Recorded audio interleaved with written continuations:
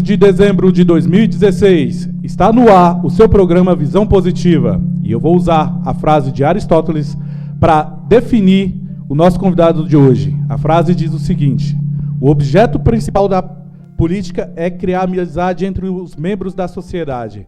Bom dia, Rócio Barreto.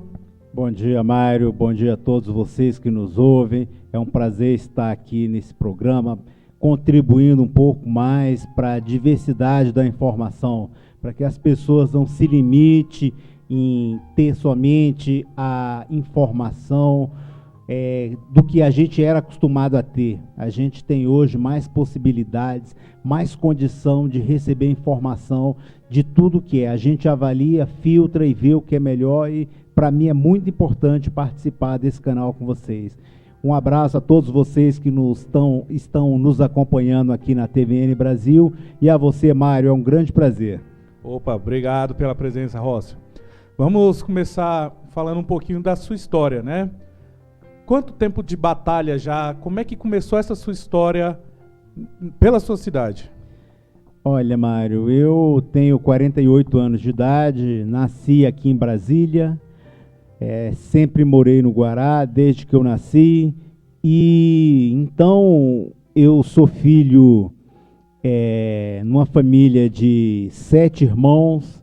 Eu sou o quinto dessa família, são 4 mulheres, 3 homens, inclusive eu.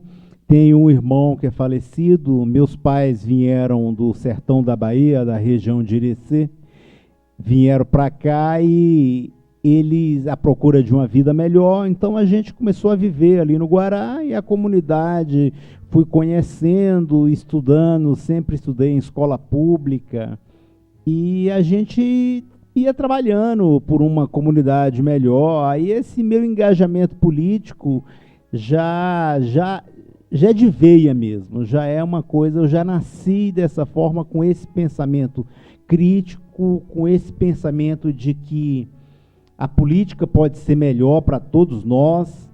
Então eu participei de vários grêmios estudantis à época da escola, inclusive criei alguns.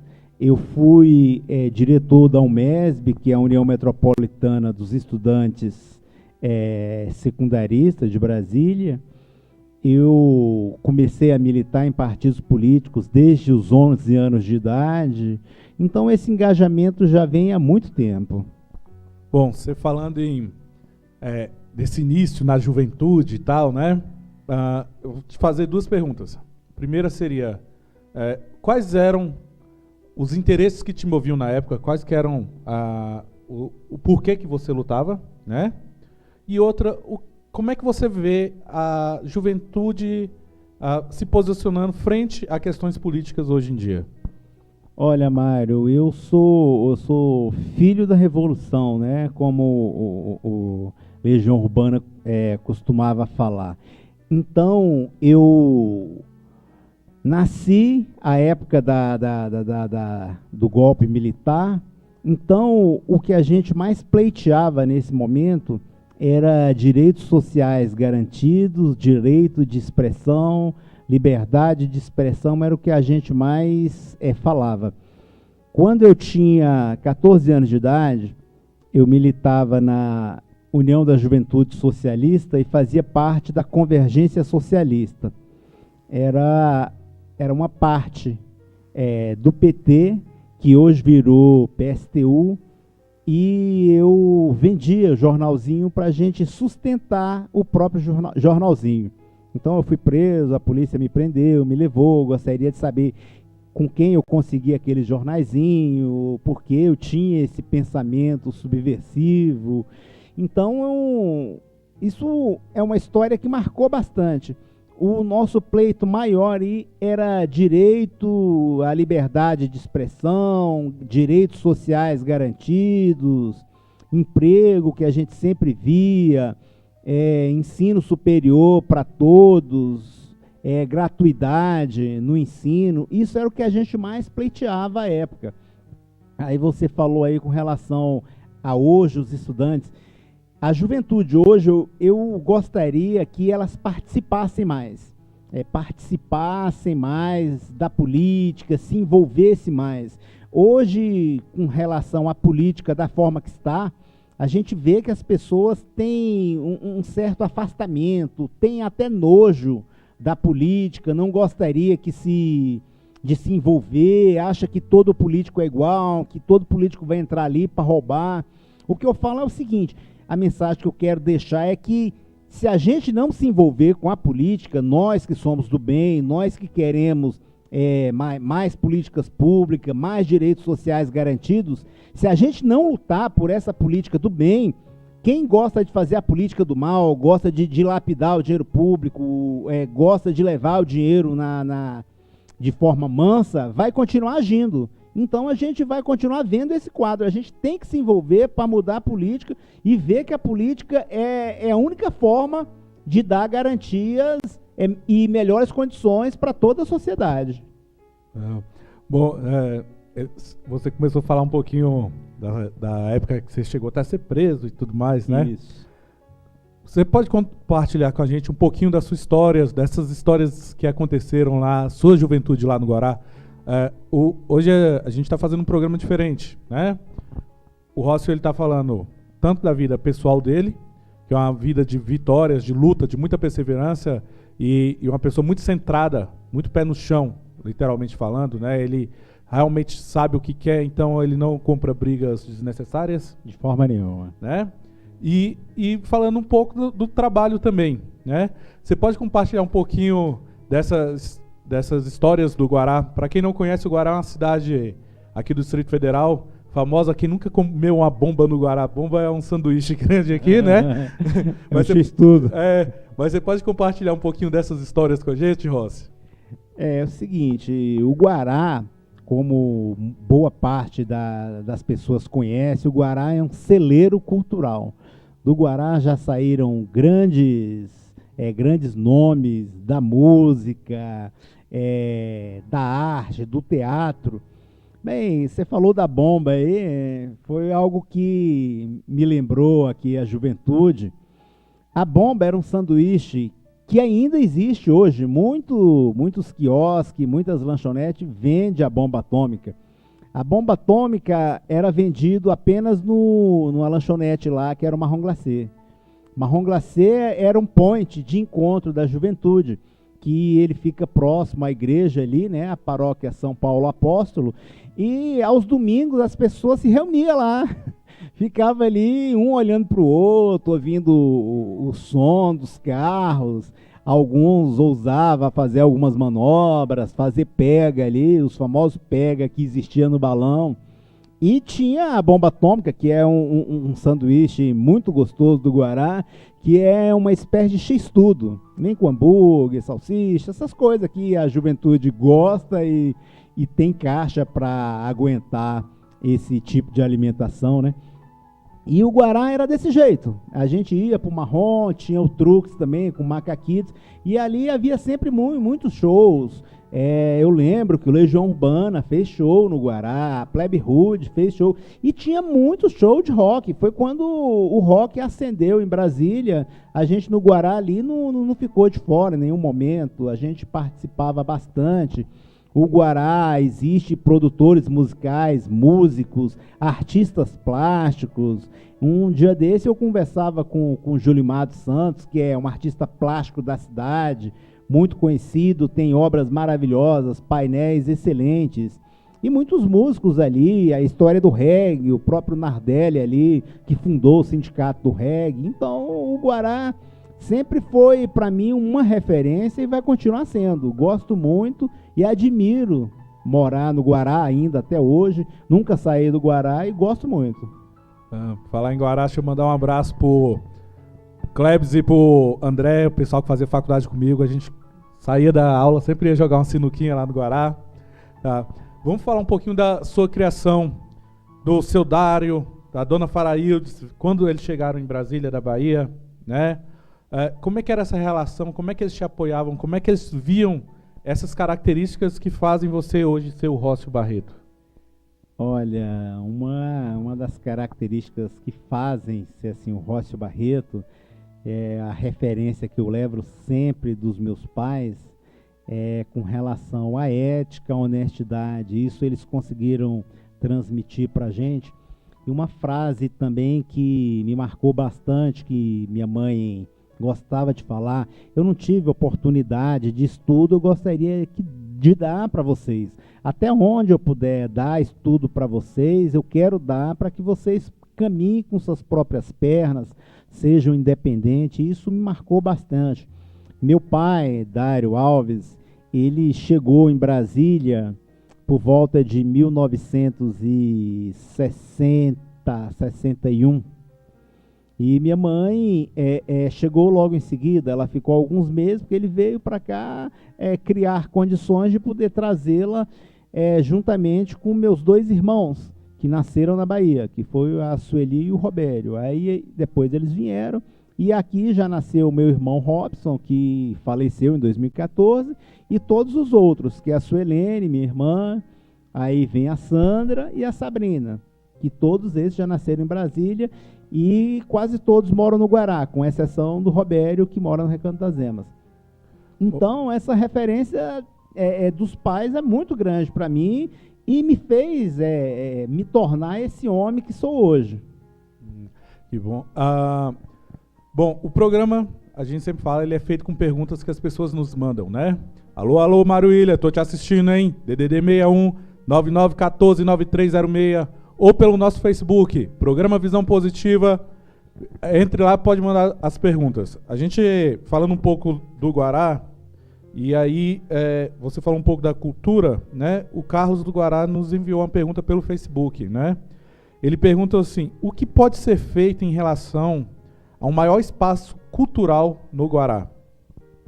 Olha, eu já até cheguei a propor um dos meus sonhos, não sei se é porque eu gosto muito da política, gosto muito da cultura e do cinema.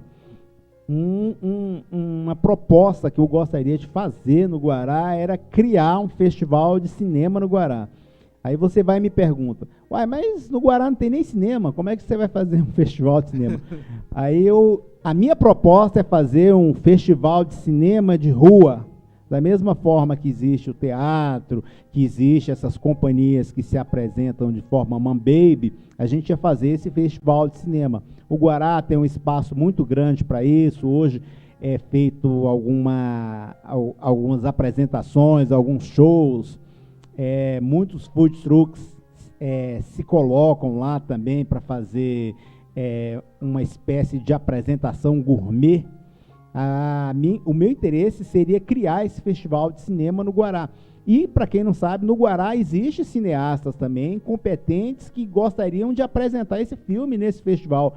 Agora, a maior área cultural do Guará, a gente tem o CAV ali, que poderia apresentar, tem a Casa da Cultura, e a minha proposta seria criar núcleos culturais para que fosse reconhecida os artistas da área, os artistas ali do próprio Guará, e que eles tivessem esse reconhecimento e se apresentasse.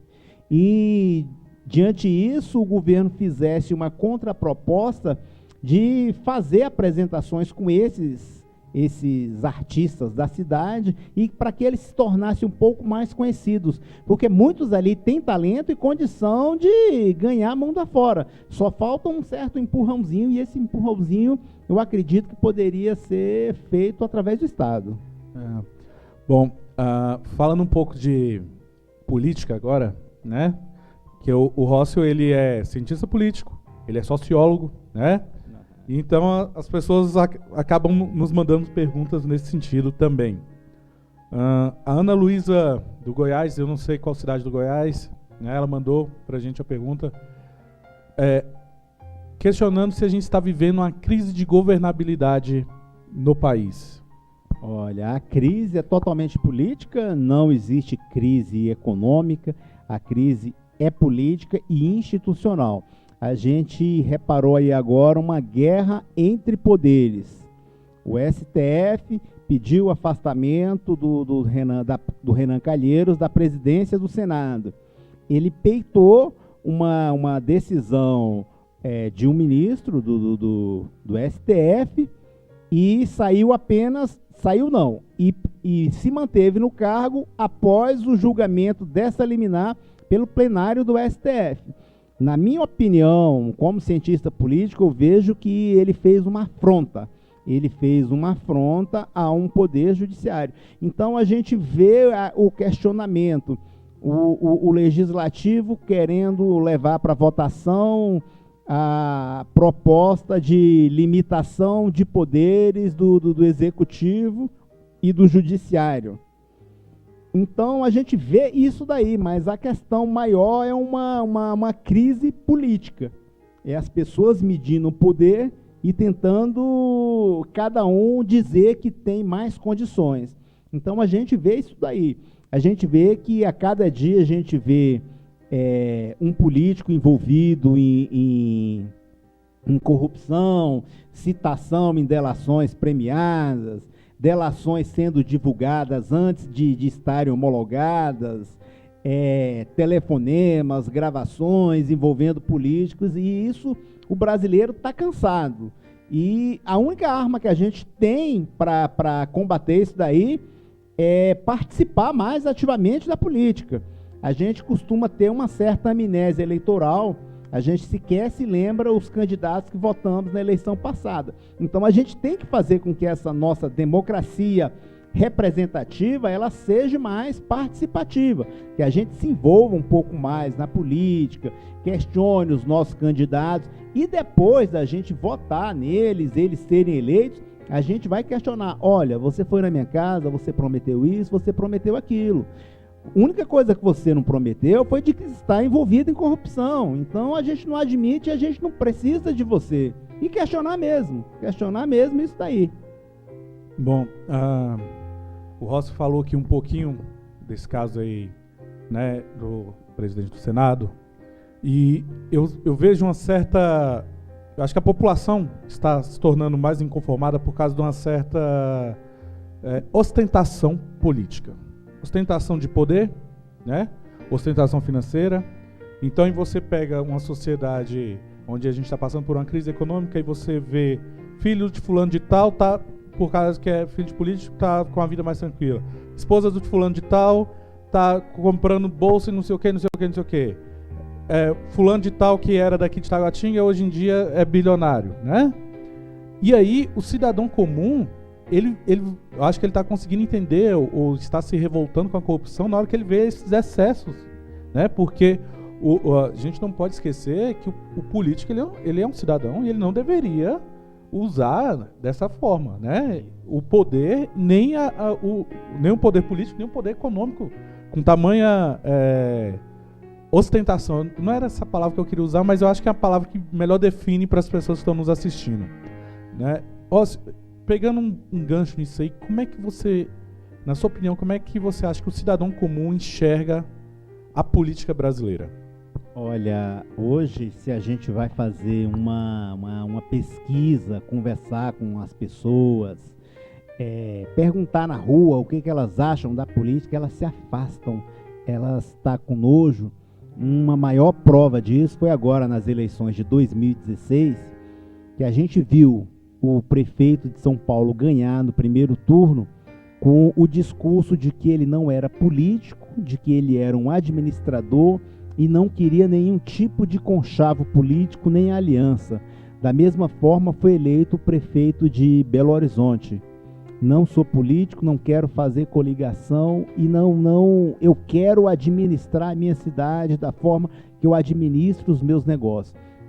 Então as pessoas estão sentindo isso e elas não querem representantes políticos tais como os que estão aí. Todo dia um é preso, todo dia um é denunciado, vira réu aqui, vira réu acolá. As pessoas querem uma pessoa que seja representante político e que trabalhe por elas e que dê um feedback e que elas possam dar uma satisfação e saber onde as pessoas investir o voto dela. Elas querem umas pessoas comuns, cidadãos comuns, que participem da vida da comunidade e que estejam presentes ali. Não é apenas na campanha, fazer campanha política, estar ali junto, e depois que é eleito, ela se afasta. As pessoas não querem mais isso. Elas querem política participante, elas querem participar. Um canal como esse é de participação popular, onde a gente faz o programa, admite perguntas, o programa é ao vivo, é de forma assim espetacular para que as pessoas se conscientizem e participem mais politicamente. É dessa forma que a gente vai conseguir. Hoje, através do celular, a gente pode fazer avaliação de um político, saber se ele é coerente, se ele tem condições, se ele é ficha limpa, se ele já não esteve envolvido em nenhum escândalo, em nenhum desvio de verba. Então, vai ser dessa forma que as pessoas se envolverão mais. E elas têm que se envolver, porque senão as coisas vão piorar cada dia mais. Eu costumo dizer que o Congresso, que foi eleito em 2014 e parte dele eleito em 2010, que foi alguns senadores, 2/3 do Senado foi eleito em 2010 e a Câmara foi eleita em 2014, é a pior representação que existe das pessoas. Porque as pessoas, as que querem votar, querem participar, não se antenaram para as propostas que as pessoas estavam fazendo, simplesmente por nome e pelo grupo que elas faziam parte. As pessoas deixaram o voto dessa forma. E hoje a gente está vendo aí um Congresso que trai a população a cada dia, não vota políticas públicas para dar melhores condições de vida para a população. Então a gente tem que mudar isso daí. A gente tem que ir lá e reclamar, opa, não é bem isso, eu não votei em você, não foi para você aprovar uma reforma da Previdência com condições das pessoas se aposentarem de forma equivocadamente.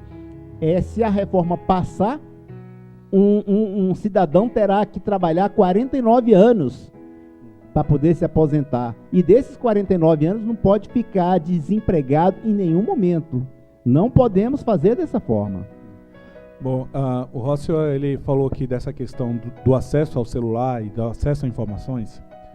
Queria, inclusive, ter uma campanha, hoje em dia, no Facebook, Instagram e tudo mais, né? Que diz justamente para a gente buscar as fontes das informações, né? Porque a gente vê muita gente falando de política e muita gente falando isso e aquilo e tal, e as pessoas estão ali com o telefone na mão, são incapazes de ir buscar fontes das informações. E às vezes vão passando informações tão falsas, informações ruins, né? Você falou dessa coisa de as pessoas votaram porque queriam fazer parte de um grupo X ou Y. Hoje em dia a gente vive uma bipolaridade política, eu não sei se o termo correto seria isso, no Brasil, né? E aí eu tenho visto que tem se fomentado um certo comportamento muito ruim, que é um comportamento de ódio, como se assim, se eu defendo tal partido, você defende outro, a gente não pode ser amigo. Isso tem sido fomentado e eu acho que isso não ajuda de forma nenhuma na formação política do povo brasileiro. Dentro dessa coisa bipolar que está acontecendo, X, Y, Z, sei lá, tá? Porque o nosso objetivo não é bem esse, o quanto que você vê que isso é crítico para o Brasil ter uma bipolaridade tão acirrada a ponto de não reconhecer de ambos os lados bons feitos de um, bons feitos de outro, como se assim, o meu tá sempre certo, o seu tá sempre errado. De que forma você vê que isso é ruim para a formação, para o pensamento crítico-político brasileiro? Eu acho que essa fomentação do discurso, do ódio, isso daí é ruim para toda a população, porque as pessoas começam a ser extremistas, começam a ir para a violência. Se você usa vermelho, você é ruim, se você usa amarelo, você é bom, ou vice-versa. Isso não é bom para a democracia. Pelo contrário, tem que sentar à mesa o vermelho, o azul, o amarelo e discutir o que é melhor para a população. Muitas vezes o vermelho tem uma ideia melhor, muitas vezes é o amarelo, e juntando essas ideias, as coisas podem melhorar.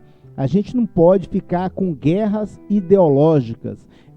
Se eu tenho tendência ao socialismo, se você gosta mais do capitalismo, da livre iniciativa do mercado, eu já gosto mais de políticas estatais.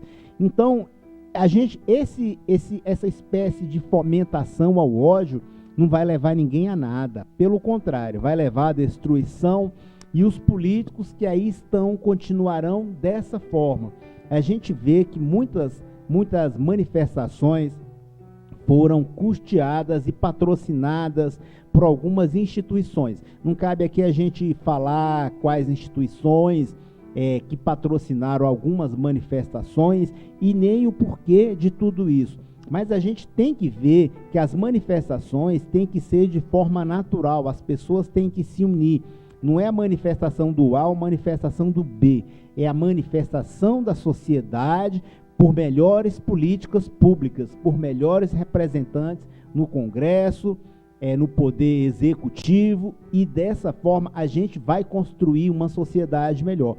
Portanto, a participação das pessoas em todas as instâncias de poder, seja numa reunião de condomínio, seja numa associação que representa a classe que elas trabalham, seja numa reunião de um grêmio estudantil, as pessoas têm que participarem mais, dar ideias novas, e daí tirarem representantes que realmente vá representá-los, seja no Congresso, seja numa Câmara Municipal, esses representantes que vão dar condições de que o país cresça e desenvolva, dando melhores condições para as pessoas, sejam melhores escolas, melhor aplicação dos recursos públicos na saúde, na segurança. Então, é dessa forma que vamos conseguir. Agora, a gente fomentar o discurso do ódio, você é A, você não vem para cá, você é B, você não pode ir para lá. Não, isso não dá, a gente não aguenta mais isso, a gente tem que se unir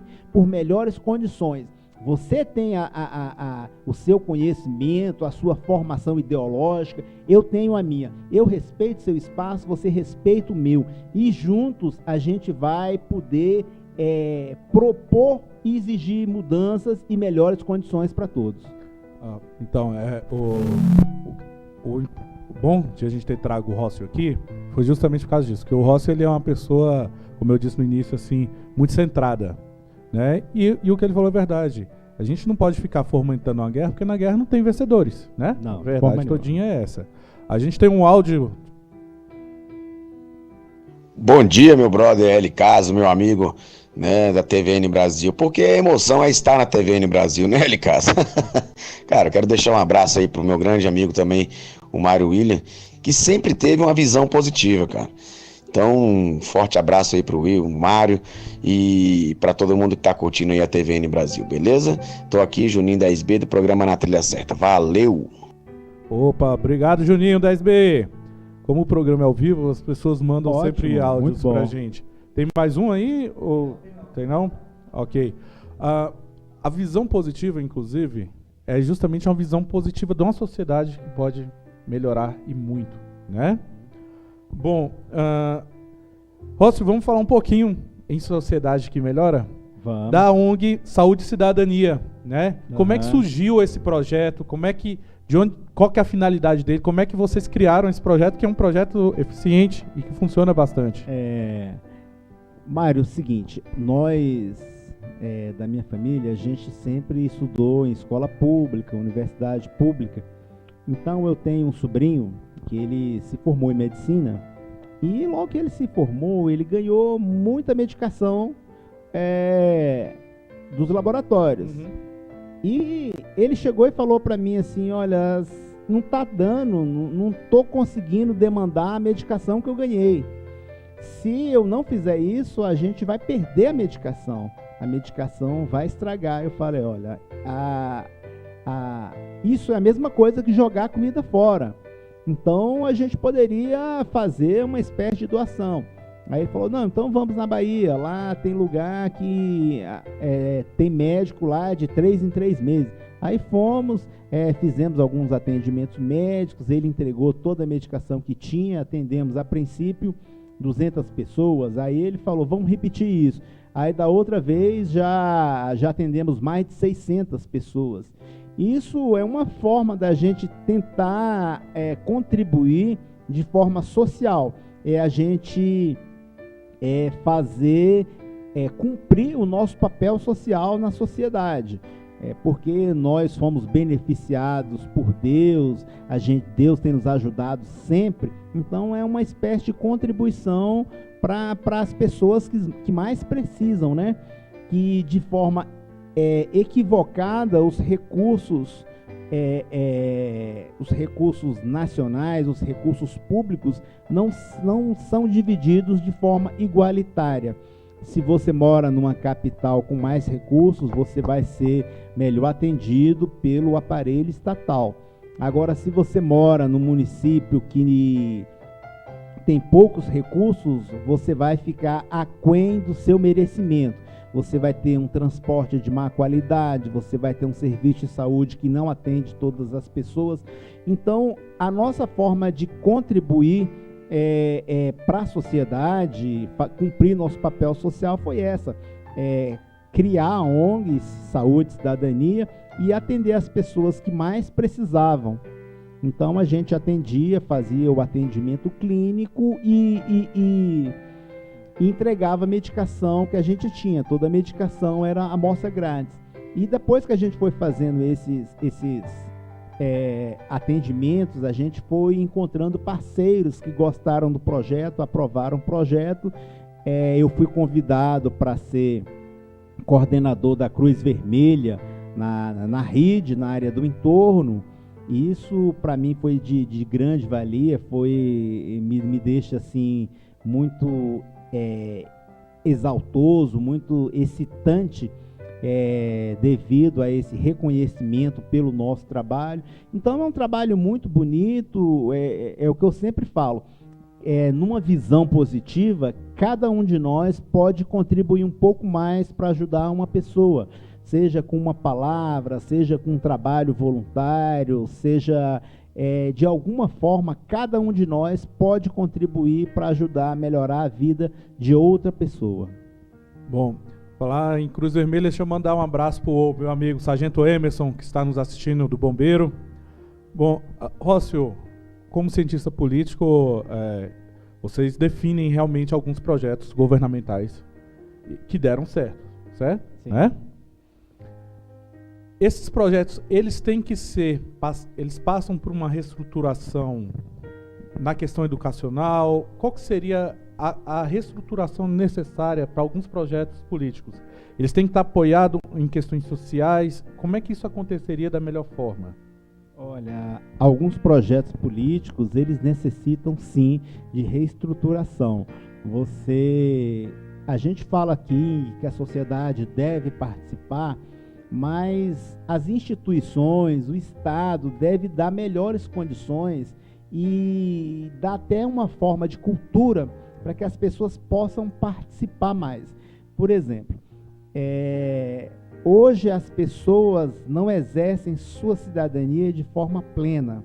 A nossa democracia é apenas representativa porque a gente apenas tem um sufrágio universal. O sufrágio universal é o direito de voto de todas as pessoas. Cada um tem o direito do voto e cada voto tem o mesmo peso. Isso aí é um sufrágio universal. Mas nem sempre a gente consegue fazer com que participemos mais além do voto.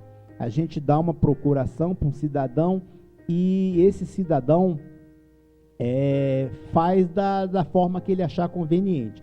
E só isso não é o bastante. Mas para que a gente possa exercer nossa cidadania, a gente precisa mudar a nossa cultura. A gente precisa incluir disciplinas de cidadania, de ciência política, inclusive direito constitucional, já no início da formação, já no início fundamental. A gente tem que fomentar essa cultura da participação cidadã, para que a gente possa mudar. Então, respondendo o que você perguntou, nessa estrutura política de mudança, a gente tem que mudar a estrutura inicial da formação das pessoas. Essa é uma das formas que a gente tem que mudar. Muito bom você falando dessa questão de reestruturação e tudo mais. Eu vejo que às vezes a sociedade provoca pouco o governo. Provocar, deixa eu explicar, provocar não é difamar, não é isso. Né? É levar boas sugestões, porque Isso. assim, a gente não pode também achar que o governo vai estar em tudo e vai dar conta de tudo. Não, A sociedade é parceira nisso, né? A gente tem que dar a nossa parte, né? Uhum. Bom, como é que um cidadão, você que teve essa origem nos grêmios estudantis e tudo mais, como é que um cidadão hoje ele pode começar a fazer parte da história da sua cidade? Qual que é o caminho que ele tem que fazer? Quais são os passos? Você pode dar sugestões em relação a isso? Olha, primeiramente, para que ele possa começar a participar, é conhecer mais o ambiente que ele vive. Se for no trabalho, ele conhecer a estrutura de onde ele trabalha, saber quais os direitos dele e também quais os deveres, né? Porque a gente fala muito de direitos, mas a gente esquece os nossos deveres, a gente tem que cumprir. Porque o exercício da cidadania é você obter os seus direitos, usufruir dos seus direitos, mas também cumprir com os seus deveres. Isso aí é a cidadania. Então, você participando mais, se envolvendo mais, de forma que você se sinta um pouco mais representado, você escolher o prefeito da sua quadra, você escolher o grêmio estudantil da sua escola, você estudante aí, a dona de casa, conversar entre as colegas delas, entre a rede social dela ali, que é as pessoas que vivem as mesmas condições, e falar, olha, o mercado tal está vendendo o arroz por R$15. Já no outro mercado ali embaixo, o mesmo arroz é de R$10. Então vamos fazer um boicote para aquele mercado, mesmo que ele seja mais próximo da sua casa. Anda um pouquinho mais e começa a mudar isso daí. Então o mercado que está vendendo o arroz mais caro, ele vai sentir, vai baixar isso daí. Nos Estados Unidos, as pessoas andam quilômetros para abastecer o carro, mesmo que o combustível esteja 2 centavos mais barato. Ainda que o custo que ela vá gastar indo no outro posto seja maior do que a economia que ela vai ter no preço do combustível. Mas é uma forma dela fazer com que o outro preço baixe. Então, a gente tem que começar a fazer isso daí. Não é aceitar as coisas como são impostas, baixar a cabeça e pronto. Opa, não aceito isso. Seja proposta do governo de mudança, seja preços das coisas. A gente não pode aceitar isso da forma que é imposta. A gente tem que boicotar, tem que participar. Até mesmo proposta do governo. Muitas vezes existem audiências públicas, existem os conselhos, conselho de saúde, conselho de educação, conselho tutelar, que é uma ferramenta onde a participação cidadã pode ser mais expressa. A gente vê que esses fóruns de debates, essas audiências, vieram após a Constituição de 88, que foi a Constituição Cidadã, criação de conselhos, conferências, e nessas conferências são tiradas resoluções, e dessas resoluções, muitas são transformadas em políticas públicas, com a participação da sociedade civil. Então, a gente tem que começar a conhecer os nossos canais de participação popular, se envolver um pouco mais neles, que as coisas vão começar a mudar. Bom, deixa eu agradecer a algumas pessoas que nos assistiram hoje, né? O pessoal da família Dona Antônia, que veio lá da Bahia, a Terezinha, o Gustavo, a Nilva, a Suzy, a Maria de Goiânia, a Rosa Maria lá do Guará, o Elton, a Romana, Anderson, Chico, William. Bom, gente, eu trouxe aqui o Rócio hoje.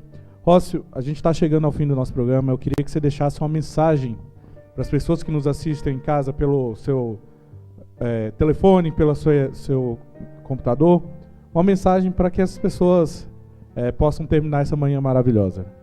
Olha, Mário, eu gostaria de agradecer imensamente aqui a participação no seu programa, agradecer toda a sua equipe que dá condições das pessoas assistirem a esses debates, e agradecer a você de casa que nos contemplou com essa audiência maravilhosa. E o que eu posso deixar de consideração final é que nós podemos mais.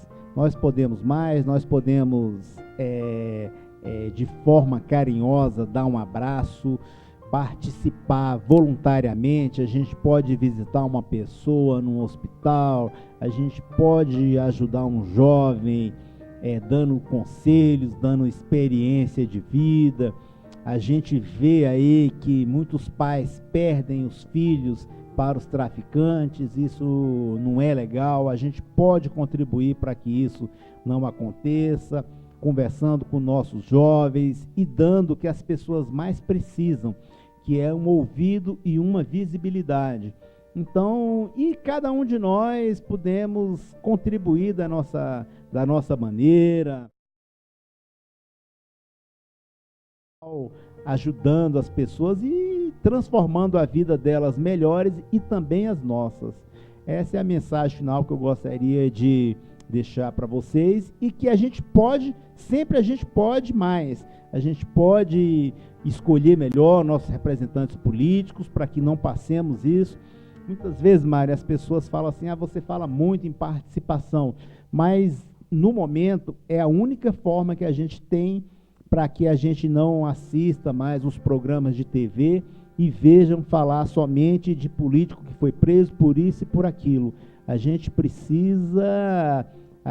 tem que ter prazer em falar do nosso país, prazer da nossa escola pública, prazer da nossa saúde pública e de todas a estrutura do aparelho estatal. A gente tem que estar feliz por isso. E para que isso aconteça, a gente tem que escolher melhor nosso representante e estar atuante. Um forte abraço em cada um de vocês, um forte abraço, Mário, obrigado pelo convite, estou sempre à disposição. Obrigado você, Rócio, por ter vindo. Senhoras e senhores, hoje recebemos Rócio Barreto, lembrando que terça-feira que vem, às 9 horas da manhã, na TVN Brasil, www.tvnbrasil.com.br, ao vivo, o seu programa Visão Positiva. Abraço!